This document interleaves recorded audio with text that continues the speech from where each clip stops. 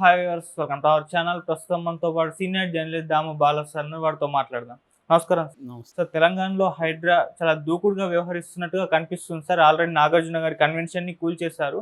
ఇప్పుడు ఏకంగా రేవంత్ రెడ్డి గారి తమ్ముడికి నోటీసులు ఇచ్చారు. తొందరలో ఆయన ఇల్లు కూడా కూల్చేయబోతున్నారంటూ వార్తలు అయితే వినిపిస్తున్నాయి సార్. మరి రేవంత్ రెడ్డి గారి తమ్ముడికి ఎటువంటి నోటీసులు ఇచ్చారు, ఏ ఇల్లు కూల్చేయబోతున్నారు, ఈ హైడ్రా దూకుడు పైన మీరేం చెప్తారు సార్?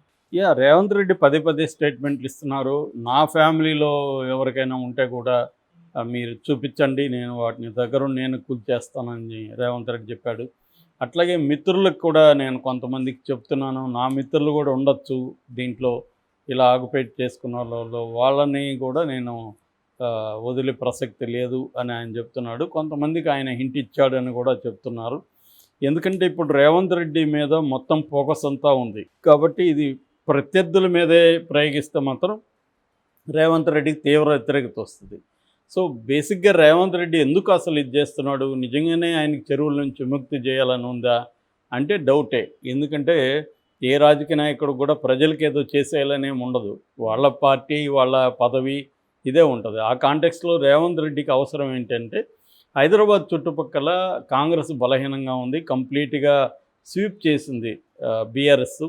సో ఇప్పుడు ఆ పరిస్థితి మారాలి. ఆల్రెడీ ఆయన పెర్ఫార్మెన్స్ బాగాలేదని ఫ్యాక్ట్ ఫైండింగ్ కమిటీ కూడా సెంట్రల్ కాంగ్రెస్ నుంచి వచ్చింది ఇక్కడికి. ఎందుకంటే ఎంపీ ఎన్నికల్లో ఎందుకు ఇంత పూర్ పెర్ఫార్మెన్స్ ఇచ్చింది కాంగ్రెస్ అని కొన్ని రాష్ట్రాల్లో ఫ్యాక్ట్ ఫైండింగ్ కమిటీలు వెళ్ళాయి.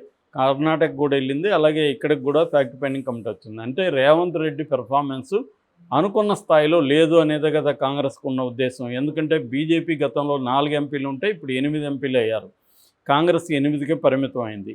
సో ఇక్కడ కూడా ఈవెన్ అసెంబ్లీలో కూడా పెద్ద మెజార్టీ ఏం కాంగ్రెస్కి రాలేదు, ఓన్లీ 4 వచ్చారు. ఒక సిపిఐని కలుపుకుంటే 5 మంది లెక్క.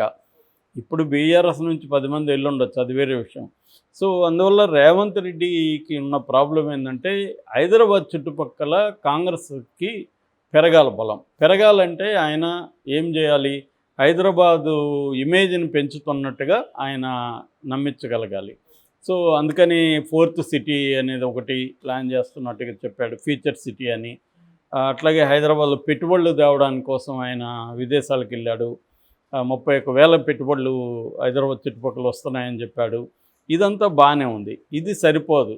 ఎందుకంటే విపరీతమైన వరదలు వచ్చినప్పుడు ఎక్కువగా మాస్ అంటే స్లమ్స్లో ఉన్నవాళ్ళు, దిగువ తట్టు ఉన్నవాళ్ళు, మిడిల్ క్లాస్, వీళ్ళు ఎక్కువ సఫర్ అవుతున్నారు. డబ్బున్న వాళ్ళు కొంత మేనేజ్ చేసుకోగలుగుతారు. సో వీళ్ళని అడ్రస్ చేయాలంటే ఇంకేదన్నా చేయాలని చెప్పి ఈ కాన్సెప్ట్లో రంగంలోకి దిగాడు. హైడ్రా కాన్సెప్ట్లో రంగంలోకి దిగి ఆయన దిగినప్పుడే ఆయనకు తెలుసు దీని రిపర్కషన్స్ ఎలా ఉంటాయి అనేది రేవంత్ రెడ్డి క్లియర్గా తెలుసు. మనం ఎవరిని టచ్ చేస్తే ఏ ప్రాబ్లమ్స్ వస్తాయనేది ఆయనకు తెలుసు. ఎందుకంటే ఆయన రియల్ ఎస్టేట్లో ఉన్నాడు, 20 ఏళ్ళుగా రాజకీయాల్లో అపోజిషన్లో ఉండి ఫైట్ చేస్తున్నవాడికి అన్నీ తెలుసు ఆయనకి. పైగా ఆయన ఎప్పుడు మాట్లాడినా విత్ డేటాతో డీటెయిల్గా మాట్లాడగలిగిన కెపాసిటీ ఉన్న వ్యక్తి. అందువల్ల ఆయనకి మనం ఒక స్టెప్ వేస్తున్నామంటే దీని రిపర్కషన్స్ ఏంటి, దానికి మనం ఎలా రెడీగా ఉండాలి, ఇవన్నీ ఆయనకు తెలియంది కాదు. సో అందుకని ఇప్పుడు ఆయన ఏం చేశాడంటే ఒక సెన్సేషనల్గా ఉంటుందనేది ఈయన మీద, ఆయన నాగార్జున మీద వేరేవి కూడా కోపాలు ఉండొచ్చు, ఇంకోటి ఉండొచ్చు, కానీ ఫస్ట్ దాన్ని ఎంచుకోడు. ఇప్పుడు 100 మంది ఇట్లా నాగార్జున లాంటి వాళ్ళు ఒక 100 మంది చెరువులను ఆక్యుపై చేసుకొని ఇండ్లు కట్టుకోవడము, కాంప్లెక్స్లో లేకపోతే గెస్ట్ హౌస్లు ఏవో చేశారు. కానీ నాగార్జున మీద ఎందుకు ఫస్ట్ టార్గెట్ పెట్టారు? ప్రయారిటీ లిస్ట్ ఏమన్నా ఉందా అంటే నా పెద్ద చెరువులనే ముందు చేయాలి అట్లాంటిది ఏమన్నా పెట్టుకున్నారా? అదేం క్లియర్గా లేదు మనకి. సో నాగార్జున ఎందుకు చేశాడంటే ఒక పాజిబుల్ ఇదేంటంటే ఇది సెన్సేషన్ అవుతుంది, ఒక నాగార్జునే వదలలేదంటే ఇంకెవరిని వదలడు అన్న ఇది సిగ్నల్ వెళ్తుంది అనేది కూడా ఉండొచ్చు.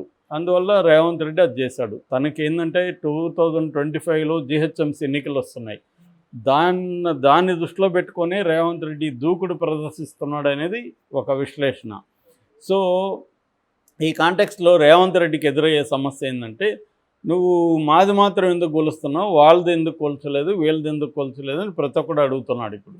సో ఇప్పుడు అందుకని రేవంత్ రెడ్డి మిగతా వాళ్ళే కూడా కోల్చాల్సిన అవసరం ఉంది. ముఖ్యంగా తన వాళ్ళని కూడా కొంతమంది కోల్చకపోతే బ్యాడ్ నేమ్ వస్తుంది రేవంత్ రెడ్డి. ఇప్పటివరకు అయితే చాలా అప్రిసియేషన్ వచ్చింది. ఖచ్చితంగా ఇది థియరాటికల్గా నేను కూడా చెప్పాను, థియరాటికల్గా బ్రహ్మాండమైంది. కానీ ప్రాక్టికల్గా ఇది అంత సింపుల్గా పైకి కనిపించే అంత సింపుల్గా ఎప్పుడు విషయాలు ఉండవు. ముఖ్యంగా రాజకీయాల్లో హిడెన్ అజెండాలు చాలా ఉంటాయి.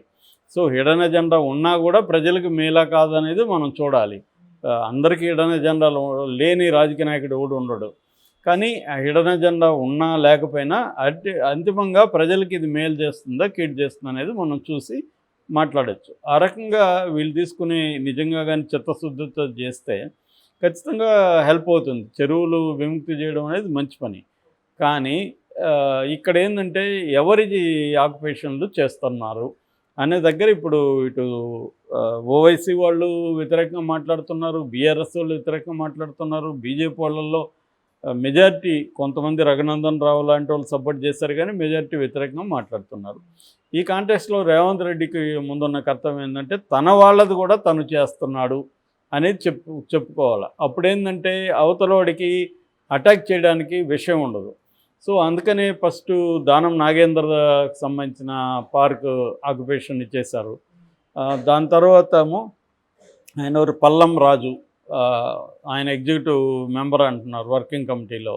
సో ఆయనది చేశారు. అంటే కాంగ్రెస్ వాళ్ళు కూడా మేము చేస్తున్నామని. ఇప్పుడు మా ఫ్యామిలీ మీద కూడా మేము చేస్తామని రేవంత్ రెడ్డి చెప్పాడు. ఈ కాంటెక్స్ట్లో ఇప్పుడు ఒక న్యూస్ వైరల్ అయింది. అదేంటంటే రేవంత్ రెడ్డి తమ్ముడు తిరుపతి రెడ్డి మాదాపూర్ దగ్గర అమర్ కోఆపరేటివ్ సొసైటీలో ఉంటున్నాడు. ఆయన ఇంటికి కూడా నోటీసులు అంటించారు. ఎందుకంటే ఆయన ఇల్లు దుర్గం చెరువు FTL పరిధిలో ఫుల్ ట్యాంక్ లెవెల్ పరిధిలో ఉంది కాబట్టి దాన్ని కోల్చాల 30 రోజులని ఇచ్చారనే వార్త వైరల్ అయింది. కానీ మనం లోపలికి వెళ్ళి చూస్తే కామెడీ ఏంటంటే అది ఇతని ఇల్లు కాదు, ఇతను అద్దెకుంటున్నాడు. సో తిరుపతి రెడ్డి అద్దెకుంటున్నప్పుడు ఇతనికి ఏం సంబంధం? అద్దెకుండే ఇల్లు FTLలో ఉంది. సో ఇతను అద్దె ఖాళీ చేసేసి బయటకు వస్తాడు, అది కూల్చుకోండి, సంబంధం లేదు. తిరుపతి రెడ్డిది కాదు కదా అది. తిరుపతి రెడ్డిది కాదన్నప్పుడు రేవంత్ రెడ్డి తమ్ముడు ఇల్లు కూల్చేస్తున్నారని వార్త ఎట్లా వస్తుంది? కాబట్టి ఇదేంటంటే అందుకే నేను చెప్పాను, ఏదైనా బయటికి ఎప్పుడు బియాండ్ ద ఆబ్వియస్ చూడాలి. కనిపించేది ఒకటి, కనిపించకుండా అనేక అంశాలు ఉంటాయి. సో అందువల్ల రేవంత్ రెడ్డి ఇప్పుడు ఇవన్నీ కూడా ఏంటంటే నేను నా వాళ్ళని కూడా వదలలేదని ప్రూవ్ చేసుకోవడానికి రేవంత్ రెడ్డి ఈ టాక్టిక్స్లోకి వెళ్ళినట్టు కనబడుతుంది. సో అందుకని ఇప్పుడు తిరుపతి రెడ్డి ఇంటిని కూల్చేయబోతున్నారు, నోటీసులు వచ్చాయని చెప్తున్నారు. కానీ ఇది తిరుపతి రెడ్డిది కాదు. అక్కడ మాదాపూర్ దగ్గర ఉన్న చాలా కాలనీలకి, అంటే ఫర్ ఎగ్జాంపుల్ నెక్టూస్ అనే ఒక కాలనీ, తర్వాత డాక్టర్స్ కాలనీ, కావూరి హిల్స్, వీటన్నిటికి కలిపి 204 ఇళ్ళకి నోటీసులు ఇచ్చారు. ఇవన్నీ కూడా దుర్గం చెరువు చుట్టుపక్కల FTL పరిధి బఫర్ జోన్లో ఉన్న ఇండ్లు అనమాట. అయితే నిన్న ఆయన ఏవి రంగనాథ్ ఇంటర్వ్యూ ఇస్తూ నేను ఎవరి ఇది కూడా మధ్యతరగతి ఇండ్ల మీదకి వెళ్ళను, పేదవాళ్ళకి వెళ్ళను, దాని మీద గవర్నమెంటే ఒక పాలసీ డెసిషన్ తీసుకోవాలి, మేమైతే ప్రధానంగా చెరువులు, పార్కులు, పెద్ద పెద్ద కాలువలు, వీటి ఆక్యుపేషన్ల మీదనే దృష్టి పెడుతున్నామని చెప్పాడు. అప్పుడు కూడా ఆయన ఒక ప్రయారిటీ లిస్ట్ కానీ, అంటే ఏదో ఒక ప్రయారిటీ అయితే ఉండాలి కదా. ఫస్ట్ ఎవరిది కొట్టాలి, ఫస్ట్ ఈ 10 మంది కొట్టాలి, 20 మంది కొట్టాలని ఏదో ఒక లిస్ట్ ఉంటే ఒక మెథడ్ ఏదో ఉందని అనుకోవచ్చు. అది మన ఎవరో కామెంట్ పెట్టారు, నీకు చూపించాలా ఆ లిస్ట్. నాకు చూపించాలని మళ్ళీ ఒక కనిపించాలి కదా. ఒక ఇది క్లియర్గా ప్రతిపక్షాలు లేకపోతే నాగార్జున లాంటివో టార్గెట్ చేస్తే ఖచ్చితంగా జనాల అనుమానాలు వస్తాయి. కాబట్టి ఎందుకంటే రాజకీయ నాయకులకి ఎవరికేమి ప్రజల మీద సడన్గా ప్రేమ పుట్టుకురాదు, మనకు అందరికీ తెలుసు రాజకీయాలు ఎలా ఉంటాయో.